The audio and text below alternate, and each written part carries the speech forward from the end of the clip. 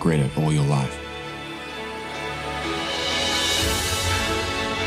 Alrighty, listen, if you've ever daydreamed about dropping everything, jetting off to Europe, and falling head over heels in love while soaking in breathtaking views, then the map that leads to you is going to be right up your alley. Amazon Prime's new romantic drama stars Madelyn, Cline, baddie, and KJ Apa. And it's not your typical rom-com, because it's not a rom-com at all. It's a romantic drama, and there's no cheesy comedy, and, you know, it's kind of good. So let's talk about it. So the story follows Madelyn, Cline's character, who sets off on this big trip to Europe with her friends before they all head back to start their careers and real adult life. It's supposed to be this once-in-a-lifetime summer, and, you know, that's when she meets KJ Apa's character, Jack, because, of course. From there, the two fall into this whirlwind romance as they travel across Europe, hopping from one gorgeous city to the next. It's very much a vacation lover's dream: stunning beaches, charming streets, quiet little cafes, and the kind of romantic energy that feels like it belongs in a travel magazine. But here's the thing. While the movie looks amazing, the actual story doesn't really try to do too much. And at first I didn't like that, but by the time the credits rolled, it kind of weirdly worked for me.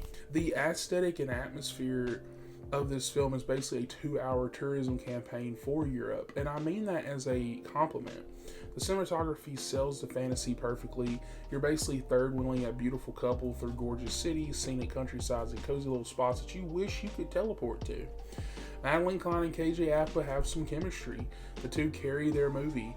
Their performances are charming, believable, and you kind of root for them even when the script leans on clichés very heavily. They have this natural connection that makes the romance feel less forced and more authentic. And there's a few twists in there too. I've got to give the movie credit here. It doesn't go for that standard Hollywood ending. Without spoiling anything, you don't really get every answer wrapped in a perfect little bow, and that's kind of refreshing. It's more bittersweet, which works for the story that they are telling. Now, there is a predictability problem because the movie stumbles, because we've seen this before. Girl meets boy, sparks fly, big reveal, tensions, will they, won't they? You know exactly where the second act's going the moment it starts, and that takes away some of the emotional weight. The pacing is also kind of an issue because the first half of the movie is very slow. Like 40 minutes in, there's been no plot yet. And this big drama kind of kicks in. It's not terrible, but the pacing definitely bogs it down a little.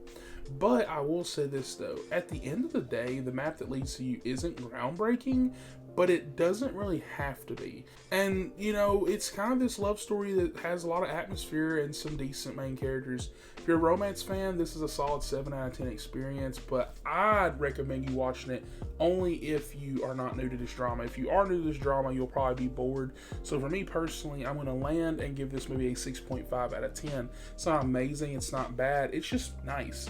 Sometimes that's all you need. So what about you guys? Are you guys planning on watching The Map That Leads to You on Amazon this weekend? Do you think they just get sucked in by dreamy visuals?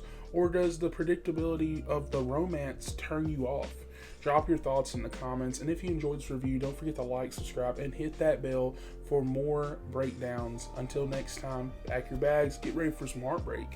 I know you think it's crazy, but what would happen if you didn't catch your flight home today?